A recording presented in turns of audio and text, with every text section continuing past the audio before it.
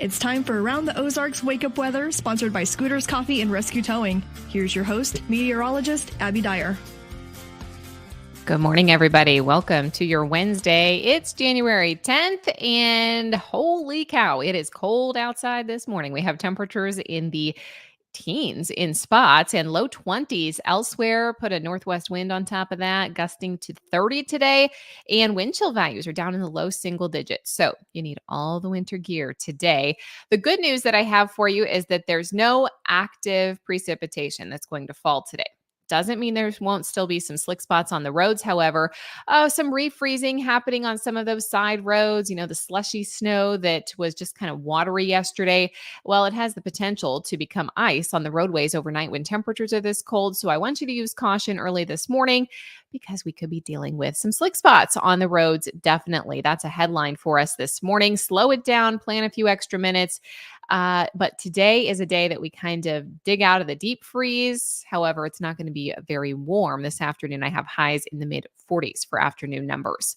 No rainfall or snowfall in the forecast today, though, and that is the good news. In fact, we get some sunshine, and the sun alone is going to do its job, but combine that with temperatures in the mid 40s, lots of melting happening by this afternoon. So those of you that do have some trouble spots early this morning, I expect them to improve pretty dramatically through the course of the day today. So that's good news for the evening commute today. A break in the winter weather is certainly welcome, but it's not a very long break. I got to tell you about round 2 and even round 3 of snowfall and winter weather that's possible as we head into later this work week. Today, I told you it's the lull in activity. All the snow showers and the powerful low pressure system from our area is moving up to the northeast. There is still a concern with some strong thunderstorm activity for the East Coast, and the snowfall today is up through the Ohio River Valley, moving up through upstate New York, and the center of the low is going to travel all the way up to nearly Maine by the end of the day today. We will see a few days of some partly sunny skies. That's today and tomorrow before the next very powerful low pressure system pushes in. That one is going to bring us a second round of winter weather for the week, and I think it could accumulate here. Once again, this event looks like it will be one of these rain changing over to snowfall events, so there are still a lot of uncertainties with this. But the key message here is that I'm monitoring another storm system that's going to bring snow chances to the region Thursday night into early Saturday morning. Plenty of uncertainty in timing and track with this one, just like the one previously. It's not until, like 2 days before that we really start to sample this storm with weather balloon data and get a good handle on where it's going. So remaining unknowns with this system include the exact track, the precipitation types, and the potential snowfall amounts. All I can tell you right now is that there's the potential for a rain changing to snow event again for late this work week on Friday. And it could be one that could be impactful for us, meaning accumulating snow, slick spots on the roads, and impacts to area travel. Then a third chance for winter weather exists by Sunday of this weekend. It's a holiday weekend, of course, with Martin Luther King Jr. Day on Monday. So I know a lot of you maybe have some plans or you have some travel. This weekend, there's 2 potentials for winter weather that could disturb road travel. So it's definitely something that we're going to want to watch closely as we go throughout the work week. The other big story here is that unlike this system where temperatures were kind of hovering around freezing when the snow was actively falling, the numbers are going to be much, much, much, much, much colder this time. I mean, this drop in my extended forecast is pretty phenomenal. The 8 to 14 day temperature outlook from the Climate Prediction Center released today, it shows incredible cold across the center of the country, all the way to Texas, back down through much of the central U.S. into the East Coast.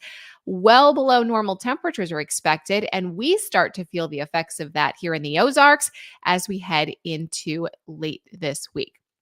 I am expecting that conditions are going to be back into the 40s as we head into Thursday. That's the warmest day of the work week forecast with temperatures near 48 degrees. Numbers fall to the 30s for highs by Friday, and then by Saturday and Sunday, we see numbers fall back into the 20s for highs. It's going to be incredibly cold. By Monday, we could be in the teens for high temperatures. I mean, serious cold heading to the Ozarks starting this weekend, lasting through early next week. So that's an early heads up that you might have to prepare for this type of cold weather. We haven't had this type of cold around in quite some time. And of course, any snowfall that comes along with this, it means that it'll stick. All right, here's a look at that around the Ozarks wake up weather brain twister question. This is the question that I left you with yesterday. And conditions across the region are icy in some areas. So, have you heard this before? And it's a true or false question. Reducing the air pressure in your tires improves traction on slick, icy roads. Do you think that is a true or false statement? Well, if you took a stab at this one at around the Ozarks and you guessed B, false, you would be correct. Yeah, that is not a that is not a true statement. Reducing the air pressure in your tires does not improve traction on slick or icy roads. In fact, it could mean that you become seriously underinflated, which affects your steering. Every time the outside temperature drops 10 degrees, the tire air pressure goes down around 1 pound per square inch. So, this process is happening naturally with the cold air. You do not need to be driving around on underinflated tires because that could affect your steering. Congrats. If false was your choice, that's the correct one today. Here's your next chance to win $20 to Scooter's Coffee. According to sleepfoundation.org, what is the ideal length for a nap?